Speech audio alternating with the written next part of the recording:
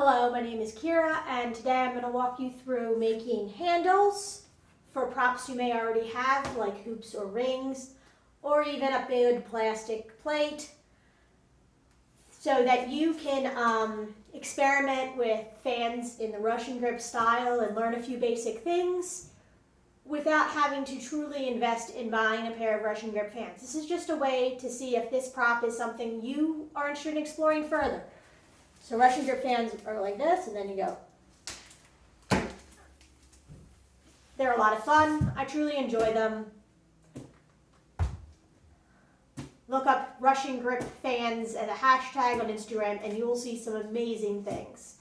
So now into the tutorial. So what are you looking for materials around your other props that you could co-opt for this? You are looking for hoops. You are looking for juggling rings, even really funny juggling rings. The sweet spot I've found for these size-wise is between 12 and 15 inches outer diameter. One note with the hoops. If your hoops look really pretty like these, like the taped hoops, do not use these hoops. The process in this tutorial with the taping, if the tape hits the hoop, and at some point it's going to have to come in contact with the hoop, it'll damage the taping of your super pretty hoop, and I don't want to have on my conscience you damaging your hoop. So please just forget you have these really super pretty hoops for 5 minutes, maybe for the next 20. Now this hoop does have grip tape. It's not ideal. But at the point where in this tutorial I talk about attaching it, you're going to find some piece of fabric and you're just going to put the fabric around it. And then you're going to tape directly to the fabric. And for the portions that aren't covered by the grip tape, you can tape directly on the hoop.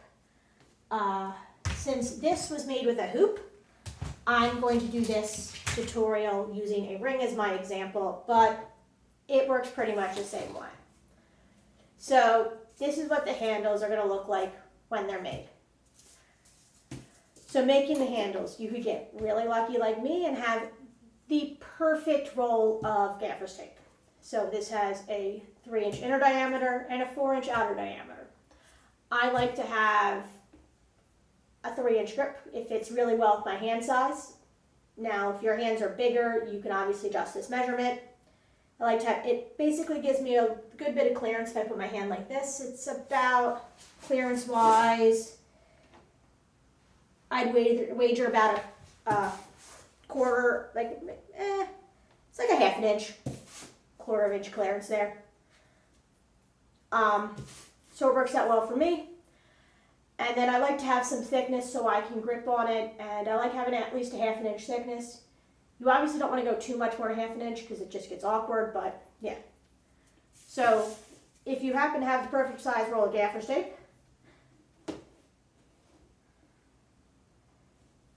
you just tape her up. Go around the outside, go around the inside, and you get your 2 circles. If you don't, look around your kitchen cabinets. Finding a 3-inch is really easy. Garbanzo beans, most canned food is a 3-inch. Some soups are a little bit bigger.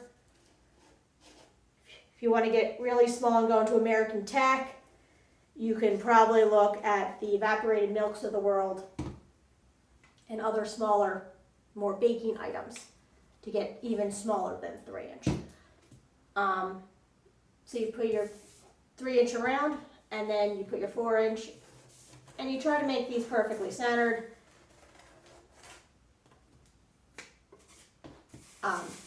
See, this one's like perfect, this one's like horrible.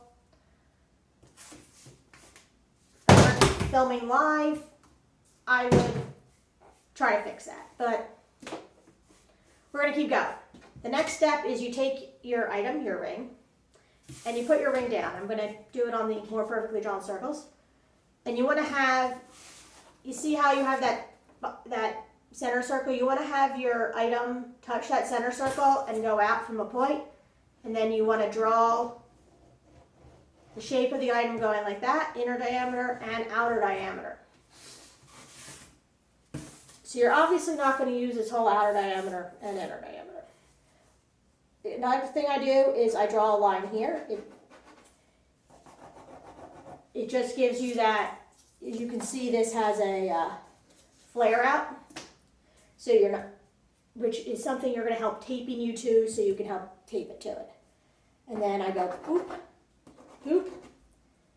So what I would do here is with my X-Acto knife, I would cut boom, boom, around, boom, boom, boom, and that center circle.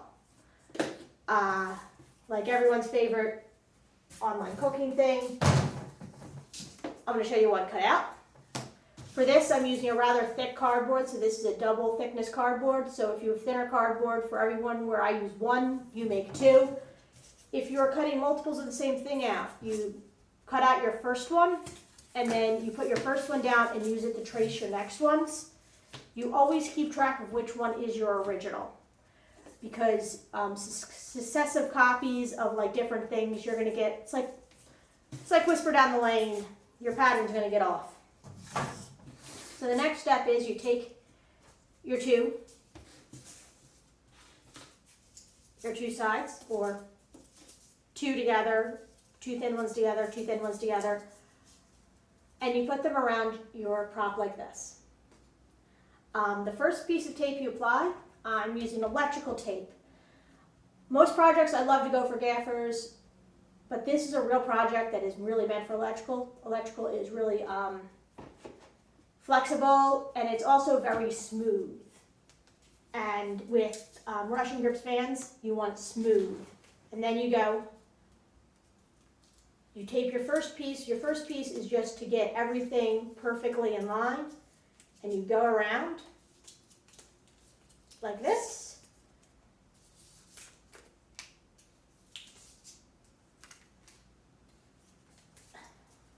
This is a step where if you had a hoop with grip tape, you would have used this before to protect the grip tape. Then after this, you tape around to firmly attach these together, to attach these to the top, to the prop. And I'm going to also show you the last piece of tape, because the last piece of tape is most important for this project, because one of the most important things about Russian grip fans is this inner diameter has to be really smooth, because you are doing a lot of turns with it, especially if you try to do rotations. So you take a piece of electrical tape, put it over your tape, and you line the center with it. Like so.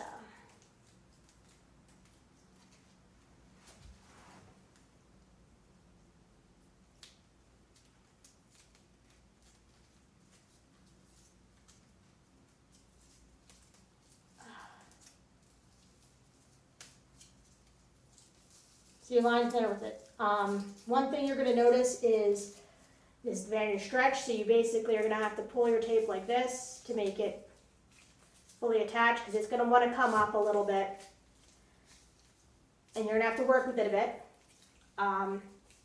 Another thing is it's really hard to push the sides that go over, so you're probably going to have some sides sticking out. So one important thing to consider is if you're doing rotations, which is a trick like this,